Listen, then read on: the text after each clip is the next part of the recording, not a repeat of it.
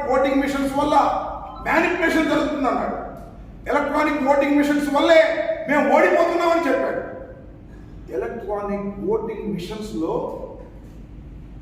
Cycle కొట్టేస్తే fan పడింది చెప్పాడు. ఎంత దొంగవయ్యానో నాకు అర్థం కాలేదు. ఇవాళ ఏమైపోయా? సెంట్రల్ ఎలక్షన్ కమిషన్ వచ్చిందిగా, సెంట్రల్ ఎలక్షన్ కమిషన్కి వెళ్ళి ఈవీఎం గురించి చెప్పలేదే, మర్చిపోయాడు. ఆ రోజున ఓటమి భయంతో ఆరోపణ చేసేటటువంటి కార్యక్రమం.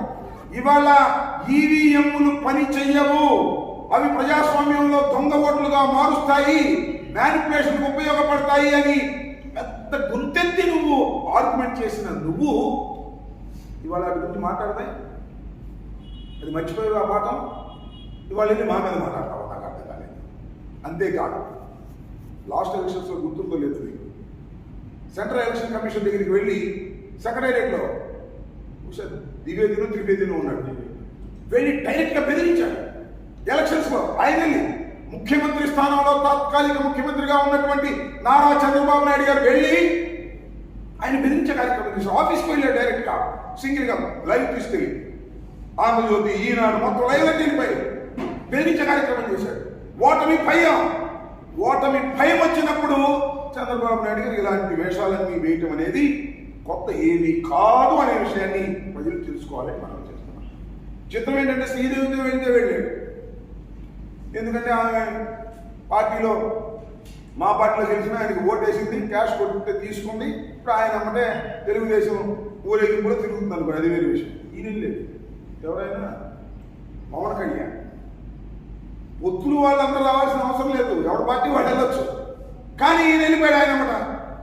నాకు అర్థం కాల, బహుశా గుర్తింపు లేని రాజకీయ పార్టీ కదా ఏది పవన్ కళ్యాణ్ గారి జనసేనకు, దానికి గుర్తింపు లేదు, దానికి ఇంటర్వ్యూ దొరకదు. అందువల్ల చంద్రబాబు నాయుడు గారు చెంచగా వెళ్ళాడు. నేను అడుగుతా ఉన్నా, పవన్ కళ్యాణ్ గారు ఎందుకమ్మల నీ గ్లాసు గుర్తు ఆ సైకిల్తోనే పోటీ చేయలేదు, ఎందుకు కూడా ఇదంతా విలీనం చేసేది, కొట్టే దెబ్బ ఏమైంది, కొద్ది క్యాష్ కొద్ది కొడుకు సరిపోతే ఏమన్నా మేము విలీనం చేస్తామండి, సైకిల్ గుర్తు మీద మేము పోటీ చేస్తాం, కాస్త కొద్దిగా ఇంకొద్దిగా ప్యాకేజీ పెంచండి అని అడుగు. ఆయన కూడా రెడీగా ఉన్నాడు, పాప సొమ్ము సంపాదించినంత రెడీగా ఉన్నాడు. అవి కూడా నీకు ఇచ్చేసి ఏకంగా దీనిలో తీసుకువెళ్ళేటటువంటి కార్యక్రమం చేస్తాడు, గుర్తుపెట్టుకోమని కూడా ఈ సందర్భంగా మనం చేస్తున్నాం. చంద్రబాబు నాయుడు గారు చాలా దుర్మార్గమైన రాజకీయాలు చేయడంలో నిష్ణాతుడు. చెప్పిన మాట చెప్పుకోకుండా మోసం చేసే కార్యక్రమాలు కావాలని దానికి తోడు తారాని పత్రికలు బయలుదేరాయి. అవి చూస్తే ఎప్పుడన్నా నేను 10 గంటలు చూడకుండా పై హెడ్డింగ్లు ఎవరు చూడమన్నా చూస్తే ఎట్లా ఉంటుందంటే చంద్రబాబు నాయుడు వచ్చేసి అధికారులు ఉంటుంది. ఆ ఈనాడు ఒకటి ఆంధ్రజ్యోతి రాస్తుంటే అయిపోయింది వైఎస్ఆర్ కాంగ్రెస్ పార్టీ పని, తెలుగుదేశం అధికారంలోకి వచ్చేసింది అనేటువంటి పిచ్చి రాతలు రాస్తున్నారు, అభూత కల్పన రాస్తున్నారు. జగన్మోహన్ రెడ్డి గారి మీద రాస్తారు, జగన్మోహన్ రెడ్డి గారి జైలుకి వెళ్ళిపోతారు. ఎన్నో వాయిదాలు లెక్కేశారు, ఆ వాయిదాలు ఆదా కాలేదంట అని రాస్తారు. అది రాత్రి వేశారు. ఒక రామయ్య రాస్తున్నారు.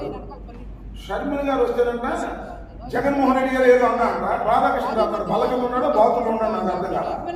ఎందుకంటే మీకు మీరు ఎన్ని చేసినా, ఎన్ని దుష్టాల పన్నాగాలు చేసినా తిరిగి మళ్ళా ఈ రాష్ట్రంలో వైఎస్ జగన్మోహన్ రెడ్డి ముఖ్యమంత్రి. దొంగ ఓట్లతో మాకు పని లేదు, మాకల్లా ప్రజాస్వామ్య పద్ధతుల్లో ప్రజలకు మేలు చేశాం, ఇచ్చిన ప్రతి వాగ్దానాన్ని నిలబెట్టుకున్నాం, ప్రజల గుండెల్లో చిరస్మరణీయమైన ముద్ర వేసుకునే క్రమంలో జగన్మోహన్ రెడ్డి పరిపాలన చేశాడు. ఈ నెల నుంచి 3,000 రూపాయలు పెన్షన్ ఇస్తున్నాం, ఇచ్చిన మాట నిలబెట్టుకున్నాం.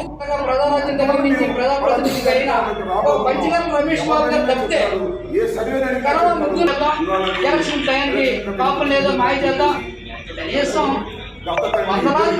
డిమాండ్ చేయనప్పుడు ఎలా జరుగుతుంది అనేది మా పెద్దల పాత్ర ప్రశ్నించమంటున్నారు కదా. ఈ ఎలక్స్ లో దుర్మార్గమైనటువంటి ప్రయత్నం. పొత్తులు పెట్టుకుంటే పెట్టుకున్నారు, కలిసి తిరిగితే తిరిగారు, మాకేం అభ్యంతరం లేదు. అసలు సీట్లు పంచుకునే కార్యక్రమాలు ఏంటో ఇంతవరకు మీకు తెరలేదు. జగన్మోహన్ రెడ్డి గారు నేను మనం చేస్తున్నాను, ఎక్కడ ఏ విధంగా టీంను సెట్ చేయాలి. జగన్మోహన్ రెడ్డి గారి team 175+25 team is ready. Team రెడీగా పోతా ఉంది. త్వరలో టీంను ప్రకటించబోతా ఉన్నారు. దానివల్ల ఆయన మార్చారంటే ఈయన మీకేంటి బాధ, ఎవరిని మార్చారు నీకేంటి బాధ?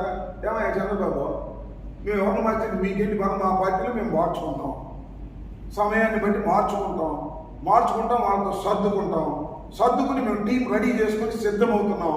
దానికి డిబేట్ ఆయన మార్చారే ఏందో బాధ ముసలి తల్లి, ఈయన మార్చలేదే ఏందో నువ్వు చెప్పినట్టు మార్చాలి. నాకు అర్థం కాలేదు. నీ పార్టీలో నీ సంగతి చూడు. చాలా చిత్రం ఏంటంటే మీ అందరికీ మనవి చేస్తా, ఈనాడు ఎంత దౌర్భాగ్యంగా ఉంది అంటే